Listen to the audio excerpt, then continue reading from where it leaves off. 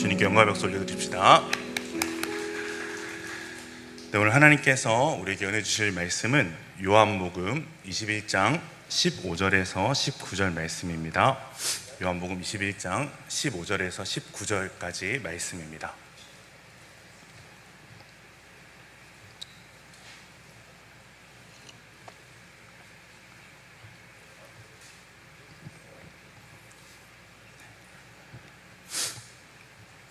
네, 요한복음 21장 15절에서 19절까지 우리 성경을 찾으셔서 함께 읽도록 하겠습니다. 한 절씩 교독하여 읽고 마지막 19절은 합독해서 읽겠습니다. 제가 먼저 읽습니다. 그들이 조밥 먹은 후에 예수께서 시몬 베드로에게 이르시되 요한의 아들 시몬아 내가 이 사람들보다 나를 더 사랑하느냐 하시니 이르되 주님 그러하나이다. 내가 주님을 사랑하는 줄 주님께서 아시나이다. 이르되 내 어린 양을 먹이라 하시고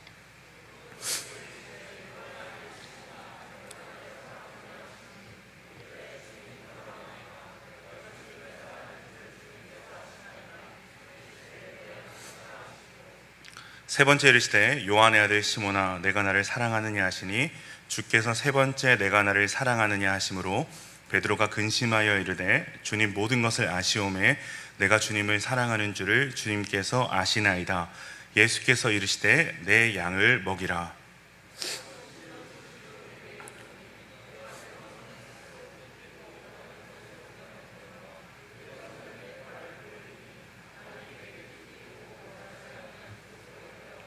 함께 읽습니다.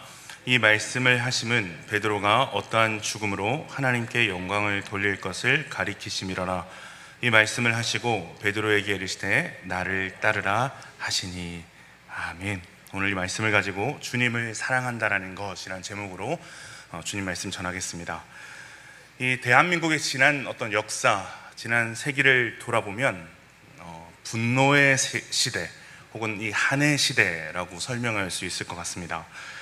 일제시대 때는 우리를 억압하는 이 왜구들에게 저항을 했었고 또 각종 어떤 기득권들에 대한 어떤 한과 어떤 저항의 시대를 우리가 살아왔는데요. 두렵지만 저항해야 될 대상에 대한 의로운 분노가 늘 우리 민족들을 행동하게 했던 것을 우리는 역사를 통해서 확인할 수 있었습니다.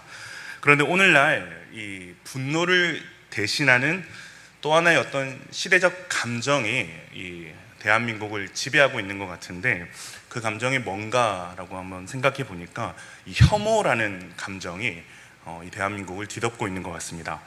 여러분, 혐오는 좀 분노라는 조금 다릅니다. 분노의 대상은 사실 실제하지만 혐오는 실제하는 대상이 없습니다. 혐오의 표현 중에서 잘 쓰는 표현 중에 하나가 충 이런 거 많이 쓰잖아요, 그죠? 급식충, 국밥충. 네, 저도 국밥충인데 어쨌든 국밥충. 네.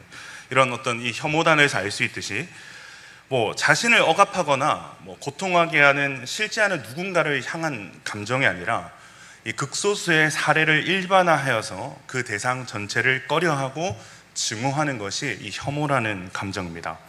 그리고 이런 혐오는 마치 문화와 같이 현실 사회에 무섭게 번져나가고 있다는 것을 우리는 확인할 수 있습니다. 그 결과 혐오를 대표하는 뭐뭐충이라는 단어가 의미하는 것처럼 사실 우리의 마음과 이 사회가 좀먹고 병들어가고 있다는 것 또한 우리는 확인할 수 있습니다. 자, 그렇다면 여러분, 이 혐오랑 반대되는 감정이 뭘까요? 이 혐오랑 반대되는 감정, 제가 궁금해가지고 이 네이버 국어사전을 한번 찾아봤는데 이 혐오의 반대말은 놀랍게도 사랑이었습니다. 그렇기 때문에 이 혐오의 시대는 다른 말로 하면 무슨 시대가 되겠습니까? 사랑하지 않는 시대다라고 우리가 이야기를 할 수 있겠죠. 사랑하지 않으려는 사람이 많아지면 어떻게 될까요? 사랑받는 사람 또한 당연히 줄어들게 되는 겁니다. 여러분, 사람을 가장 존귀하게 만들어주는 것은 다른 어떤 것도 아니라 사랑입니다. 그런데 사랑하지 않는 시대를 우리는 살아가면서 나를 나답게, 그리고 너를 너답게, 우리를 우리답게, 그리고 사람을 사람답게 해주는 가치들을 우리는 잃어버리고 있다는 거죠. 그래서 그 결과 우리는 경제적으로는 가장 부유한 시대를 살아가면서도 우리는 더 이상 행복하다라고 말하지 못하는 상황들, 현실들을 살아가고 있습니다. 왜냐하면 사랑하지 않는 시대를 살아가는 우리는 늘 거절, 사랑받지 못함, 인정받지 못함에 대한 불안과 우울을 안고 살아가고 있기 때문입니다. 그래서 이제는 우울증이 이 감기와 같다라고 이야기할 정도로 많은 이들이 이 정서적인 아픔을 겪고 있습니다. 여러분, 요즘 가장 뜨는 이 TV 패널이 누구죠? 딱 떠오르는 사람 있습니까? 네, 오씨로 시작하는 박사님인데, 네, 오은영 박사님 엄청 뜨지 않습니까? 그죠? 저희 집에 TV는 없는데 이 돌아다니는 이 짧은 영상들만 봐도 정말 얼마나 많은 프로그램에 그분이 나오시는지 알겠더라고요. 여러분, 그분이 왜 요즘에 이렇게까지 핫한 겁니까? 왜 남녀노소를 불문하고 왜 그분이 나오는 프로그램이 이렇게 인기가 있는 겁니까? 그것은 이 사회가, 그리고 이 사회의 구성원인 우리의 마음이 많이 병들고 아프기 때문이라고 생각을 합니다. 예전에 섬기던 교회 목사님께서 제일 싫어하는 찬양이 있었어요. 우리 겨울 수련회 때 오셨던 이완 목사님인데, 어떤 찬양이냐면 당신은 사랑받기 위해서 태어난 사람. 이 찬양을 너무너무 싫어하셨어요. 되게 의외죠, 그죠? 왜 이 찬양을 싫어하느냐라는 이야기를 자주 해주셨는데, 다 사랑을 받으려고 하면 이 세상에 사랑받을 수 있는 사람은 없다는 거예요. 다 내가 사랑만 받으려고 하면. 반대로 다 사랑을 주려고 하거나 다 사랑을 하려고 하면 이 세상에 사랑을 받지 못할 사람은 없다라는 거예요. 사랑하는 야베 청년 여러분, 사랑하셔야 합니다. 아멘. 사랑을 시작하셔야 됩니다. 연애 말고. 연애는 25 이상. 네. 그리스도께서 우리에게 가르쳐 주신 그 사랑을 우리가 시작을 하셔야 됩니다. 그것이 이 시대를 향한 우리의 가장 큰 책임이자 사명이라는 것을 우리는 기억을 하셔야 돼요. 여러분, 사랑은 힘이 있습니다. 사랑한다는 한마디에 이 병상을 툴툴 털고 일어나는 사람도 있고, 이 사랑한다는 한마디에 용기를 얻어서 새 출발을 하는 사람도 있고, 이 사랑한다는 한마디에 마음의 모든 짐들이 녹아지는 그런 역사들이 우리 가운데 일어납니다. 우리 옆에 분들과 한번 이렇게 인사 한번 해볼까요? 눈을 한번 보면서, 지그시 한번 보면서 인사합시다. 사랑합니다. 네, 못 봅니다. 네, 다시 한 번 더 옆에 보면서 인사합시다. 사랑합니다. 네. 여러분, 사람 사이에도 이 사랑은 이렇게 놀라운 힘이 있다라고 했습니다. 그런데 이 영적인 세계에도 예수님과 우리 사이에 이 사랑이 오고 갈 때, 특별히 이 사랑의 고백이 주님과 우리 사이에 오고 갈 때 엄청난 일들이 우리 가운데 일어납니다. 자, 여러분, 주님 앞에 사랑한다라고 이야기해 보셨어요? 자, 나는 기도할 때, 그리고 찬양할 때, 예배할 때 주님한테 사랑한다라고 이야기를 자주 한다. 손 한번 들어봅시다. 진태양 역시 찬양하는, 네, 우리 네. 자, 한 번이라도 사랑한다고 얘기해봤다. 나머지는 뭡니까? 맨날 뭐 달라고만 기도합니까? 네. 주님께서 우리에게 내가 너를 사랑한다. 그리고 우리도 주님 앞에, 주님, 나도 주님을 사랑합니다. 이 주님의 놀라운 그 사랑의 음성이 우리 가운데 들려오고, 내 입술에서도 주님을 사랑한다는 그 고백이 고백되어지고 하는 과정 속에서 여러분, 얼마나 많은 치유와 회복, 변화의 역사가 일어나는지 모릅니다.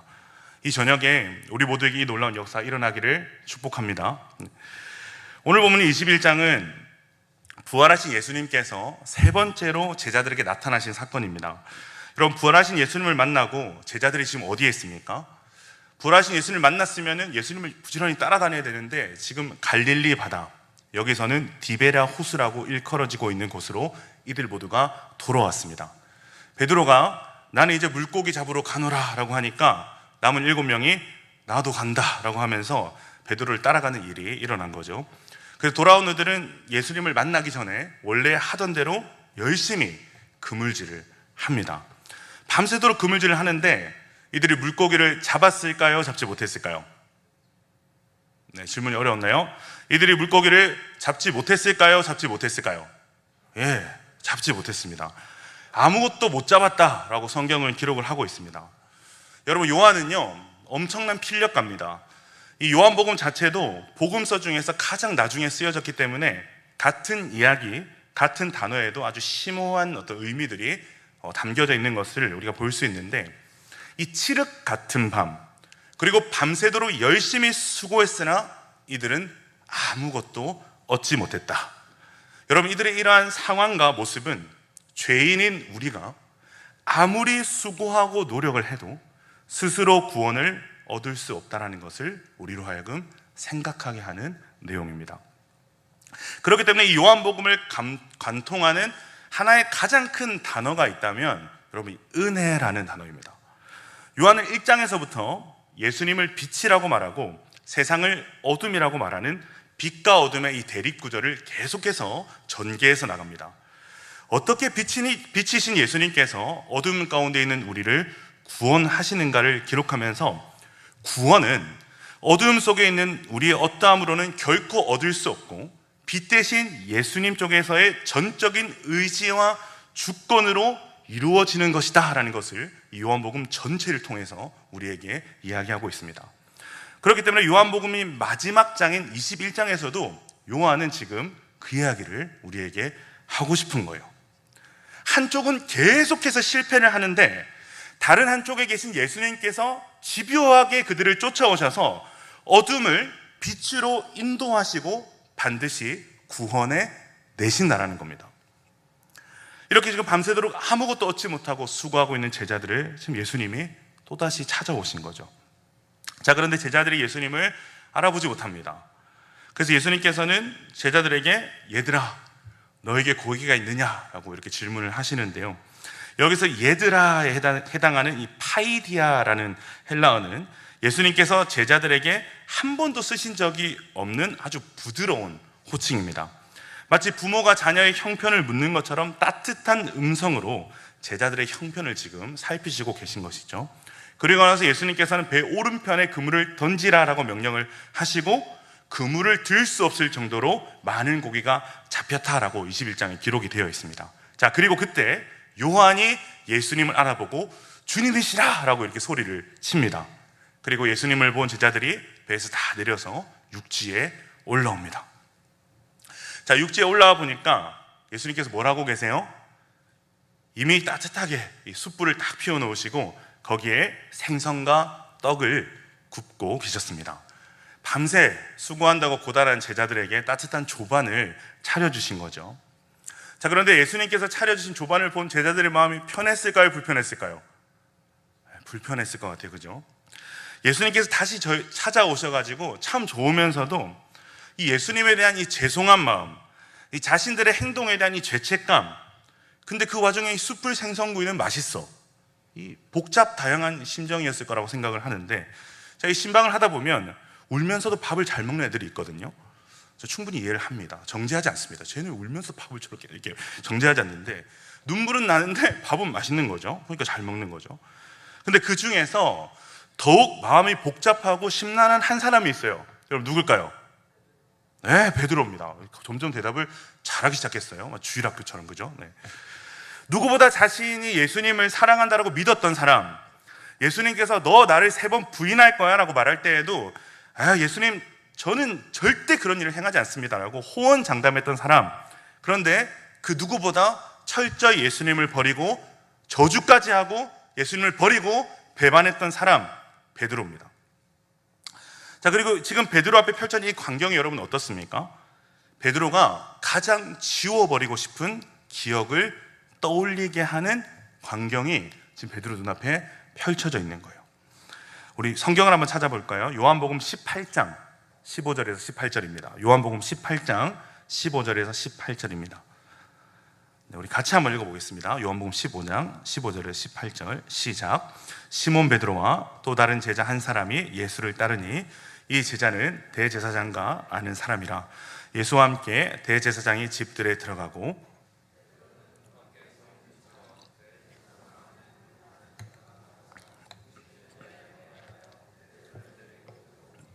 문 지키는 여종이 베드로에게 말하되 너도 이 사람의 제자 중 하나가 아니냐 하니 그가 말하되 나는 아니라 하고 그때가 추운 고로 종과 아랫 사람들이 불을 피우고 서서 쬐니 베드로도 함께 서서 쬐더라. 베드로가 대제사장 집의 뜰에서 예수님을 부인할 때 베드로가 뭐 하고 있었습니까? 불을 쬐고 있었습니다. 여기서 베드로가 쬐고 있던 불이 헬라어로 안스라키아인데 이 단어가 지금 요한복음 21장 9절에 동일하게 사용되고 있는 거죠. 근데 중요한 것은 이 단어가 요한복음에서 이 두 곳 밖에는 사용되지 않는다는 겁니다. 요한은 의도적으로 이 단어를 선별해서 이 현장에서 지금 사용을 하고 있다는 거예요. 베드로가 이 현장에 피어있는 숯불을 보면서 더욱 그때의 장면을 생생하게 떠올리면서 괴로워하고 있음을 요한이 우리에게 알려주고 싶어 하고 있는 겁니다. 여러분, 베드로가 얼마나 괴로웠을까요? 얼마나 민망하고 부끄럽고 죄송스러웠을까요? 아마 고개를 푹 숙이고 있지 않았을까라고 상상을 한번 해봅니다. 자, 그런데 그 베드로에게 예수님의 절대절명의 질문이 찾아옵니다. 어떤 질문입니까? 요한의 아들 시몬아, 내가 이 사람들보다 나를 더 사랑하느냐? 모든 사람이 예수님 다 버려도 저는 예수님 안 버립니다. 이 모든 사람보다 내가 예수님 제일 사랑합니다 라고 고백했던 베드로 아닙니까? 그 베드로에게 예수님께서 물으시는 거예요. 네가 이 사람들보다 나를 더 사랑하느냐? 한 번도 아니고 몇 번을 물으세요? 3번을 물으시는 거예요. 여러분, 이 거듭되는 질문 받아보신 적 있으세요? 이 거듭되는 질문은 이 질문을 받는 사람으로 하여금 마음에 큰 시험을 줍니다. 이 부부간의 화해를 위해서 미안하다고 사과를 하는데, 정말 미안해? 뭐가 미안해? 다 미안해. 정말 미안해? 이런 식으로 막 거듭되는 질문이 올 때 숨이 막혀오는 것을 막 느끼게 되는데, 오늘 달라진 거 없어? 이런 수준의 아주 무시무시한 질문이 아닐 수 없습니다. 이 베드로의 이 거듭되는 질문, 특별히 예수님을 철저히 부인하고 저주한 이 베드로에게 있어서 자신의 이 마음을 증명할 길이 전혀 없었기 때문에 더욱 아프고 더욱 숨막히는 질문이 아니었을까라는 생각을 해봅니다. 자, 그래서 베드로가 뭐라고 대답을 하죠? 참 사랑한다고 말을 못하고 내가 주를 사랑하는 줄 주께서 아시나이다 라고 이렇게 대답을 합니다. 마지막 3번째 물으실 때는 베드로가 근심하며 대답했다라고 나와 있습니다. 17절에 보면 근심하며 대답을 하는 거예요. 모든 것을 아시는 주님, 내가 주님을 사랑하는 줄 주께서 아시나이다. 사랑하는 야베 청년 여러분, 누군가에게 나 사랑해? 라는 질문 받아보신 적 있으세요? 모쏠들에게는 미안합니다. 네, 앞으로 받을 줄로 믿습니다. 지금 웃으신 분들 모쏠인가? 네, 어쨌든 여러분, 누군가가 우리에게 사랑하냐라고 묻는 이유가 뭘까요? 네, 이해 안 되시면 이해 안 되신 대로 이해되는 척 하고 계시면 됩니다. 네. 사랑하냐라고 묻는 이유가 뭘까요? 이유는 단 하나예요. 그 사람이 나를 사랑하기 때문입니다. 사랑하지 않는 누군가가 너 나를 사랑하냐? 라고 물을 이유가 없는 거예요. 아마 베드로도 예수님이 이 질문을 들으면서 예수님의 사랑을 느꼈을 겁니다. 베드로가 예수님을 철저히 부인했던 이 숯불 앞에서, 베드로가 예수님을 3번이나 부인하고 저주했던 이 두고두고 돌이키고 싶었던 이 3번의 시간 속으로 지금 예수님이 들어오고 계신 것이죠. 더 놀라운 것은 뭔지 아세요? 예수님께서 베드로를 부르실 때 베드로라고 부르지 않으시고 요한의 아들 시몬아라고 부르고 계세요. 시몬이라고 부르고 계시는데, 그럼 베드로라는 이름은 무엇입니까? 예수님께서 지어주신 반석이라는 이름입니다. 예수님을 부인한 베드로는 그 이름으로 불릴 때마다 얼마나 부담스럽고 사실 마음이 아팠을까요? 저도 사실 가끔 이 목사라는 호칭이 좀 부담스러울 때가 있거든요. 그래서 앞에서 처음 왔을 때 제가 누구라고 소개했죠? 배강이 형이라고 제가 소개를 했잖아요. 그죠? 아마 베드로도 내가 무슨 반석이냐, 내가 무슨 교회의 반석이냐라는 생각을 수없이 했을 겁니다. 그래서 그 이름조차 생각하기도 부담스러운 베드로에게 예수님께서 뭐라고 말씀하세요? 요한의 아들 시몬아. 예수님께서 베드로를 처음 찾아오셨을 때 부르셨던 그 부드러운 음성으로 다시 베드로에게 물으세요. 네가 나를 사랑하느냐? 사랑하는 청년 여러분, 우리가 주님을 사랑한다라는 게 뭘까요? 많은 이들이 우리가 주님을 사랑하는 것이 나 자신에서 출발한, 나 자신에서 어떤 격발된 어떠함이라고 생각할 때가 참 많습니다. 예를 들어서 주님을 향한 어떤 열심, 주님을 향한 어떤 헌신, 주님을 향한 어떤 뜨거움, 마치 베드로가 내가 주님을 위해서 모든 것을 다 할 수 있다라고 여겼던 그때의 베드로의 마음과 같은 것이 주님을 향한 사랑이다 라고 생각할 때가 많습니다. 그런데 성경에서 말하는 주님을 향한 사랑은 여러분 그런 것이 아닙니다.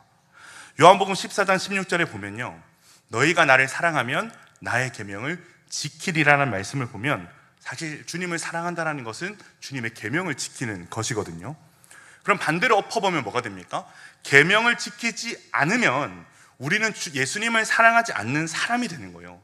계명을 지키지 않으면 우리는 예수님의 반대편에 선 불의한 사람이 되는 겁니다. 사실 이러한 측면에서 보면 베드로는 주님을 사랑한다라고 감히 이야기할 수가 없습니다. 그리고 사실 이 기준으로 보면 주님을 사랑한다고 말할 수 있는 이 세상에 그 누구도 존재하지 않습니다. 왜냐하면 우리는 본질상 율법을 지켜 행할 수 없는 사람이고, 그것을 사실 깨닫게 하는 것이 율법의 가장 중요한 기준이기 때문이죠. 우리가 이것을 행할 수가 없구나. 그런데 이 세상에서 유일하게 율법을 다 지켜 행하시고 완성하신 분이 계세요. 여러분 누구십니까? 예수 그리스도, 예수님이십니다. 그렇기 때문에 그 율법을 완성하신 예수님께서 성령을 통해서 우리 안에 거하시고, 우리가 주님 안에 거하게 될 때 율법을 완성하신 분이 우리와 함께 하심으로 우리는 거저 의롭다함을 얻게 된 것이죠. 즉 우리는 율법을 다 지켜서 의롭다 여김을 받은 것이 아니라 우리는 은혜로 의롭다함을 얻게 된 것입니다. 자, 그 뒤로, 그렇다면 우리가 그 뒤로 우리가 하나님을 사랑한다라고 고백한다라는 것은 어떤 의미가 돼야 되는 겁니까? 우리가 주 예수 그리스도 안에 들어와 있는 자로서 그 사랑에 끌려가는 모습이 되어가야 된다는 거예요. 거룩한 견인으로 이끌림을 받는 모습, 그 거룩한 사랑의 견인을 사모하는 모습, 주님이 그 사랑의 견인으로 우리를 이끄실 때 그 견인에 순복하는 모습이 하나님을 사랑하는 행위가 되는 것입니다. 사랑하는 청년 여러분, 베드로의 인생을 한번 잘 보세요. 예수님 앞에서 호언장담했던 베드로의 사랑은 철저하게 부서졌습니다. 아마 베드로는 내가 주님을 사랑한다라고 여겼던 그 뜨거움에 대해서 고민했을 거예요. 내가 정말 주님을 사랑한다라고 생각을 했는데, 마음도 뜨거웠는데 그 뜨거움은 무엇이었을까? 내가 주님을 사랑한다라고 생각했던 그 사랑은 뭘까? 나는 정말 주님을 사랑할 수 있을까? 예수님이 다시 찾아오셨던 지금 이 자리에 이르기까지, 그리고 예수님께서 지금 물으시는 이 순간에 이르기까지 자기가 사랑이라고 믿어왔고 행해왔던 근거들이 철저하게 무너지는 자기 부인의 과정을 경험했을 거란 말입니다. 그런데 바로 그 자리, 이때까지 내가 내 힘으로 내 의로 행했던 모든 것들이 철저하게 부인되었던 그 자리에 주님이 찾아오셔서 나의 실패를 묻지 않으시고 못자국난 손과 창자국난 옆구리를 보여주시며 조반을 차려주시며 또다시 나를 사랑하느냐라고 물으시는 가운데 그 놀라운 사랑, 그 놀라운 견인에 지금 베드로가 이끌림을 받는 겁니다. 그렇기 때문에 지금 베드로가 하는 이 사랑의 고백은 사실 이러한 고백이에요, 여러분. 내가 어찌 그 은혜의 주님을 사랑하지 않을 수 있겠습니까? 주님을 철저하게 부인하고 철저하게 버리고 철저하게 외면한 나를 또다시 찾아오셔서 나를 사랑하느냐라고 묻는 주님을 내가 어찌 사랑하지 않을 수 있겠습니까? 여러분, 이 고백은 십자가의 은혜로 주님을 사랑하게 된 우리 모두의 고백이 되어야 될 줄로 믿습니다. 베드로는 오늘 이 시간 가운데 주님을 사랑하는 것이 무엇인지를 처음으로 깨닫게 된 거죠. 그렇기 때문에 베드로는 자신의 삶을 근거하면 주님이 나를 사랑하느냐라고 물으실 때 절대로 주님을 사랑한다라고 고백할 수가 없어요.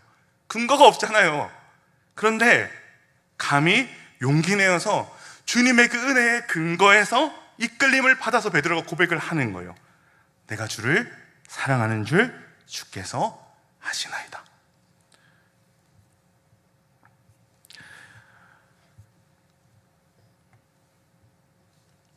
나의 어떠함에 근거하면 감히 고백할 수 없는 그 사랑, 그런데 주님의 은혜를 생각하면 주님을 사랑한다라고 고백하지 않을 수가 없는 거예요.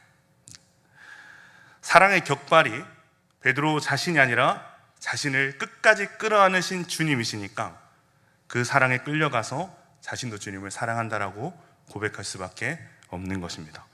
자, 그러고 나서 예수님께서 하시는 말씀이 너무너무 중요한데요. 예수님께 뭐라고 말씀하세요? 내 양을 먹이라, 내 양을 치라 라고 말씀을 하십니다. 보세요 여러분, 호언장담하고 막 열정 넘치는 막 그런 베드로가 아니에요. 풀이 잔뜩 죽어있는 베드로에게 주님이 내 양을 먹이라, 내 양을 치라라는 사명을 주십니다.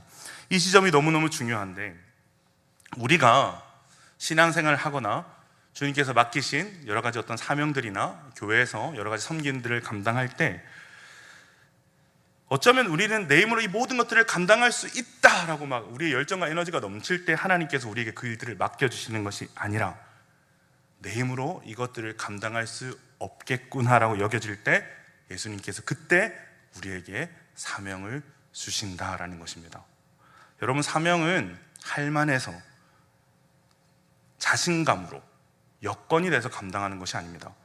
내가 잘나서 특별한 능력이 있어서 감당하는 것이 아닙니다. 아마 우리가 가장 자신감 넘쳤던 그 순간, 할 수 있다라고 생각했던 그 순간, 아마 그때 주님이 우리를 보면서 이 녀석 아직 멀었네 라고 아마 생각을 하셨을 거라고 생각이 듭니다.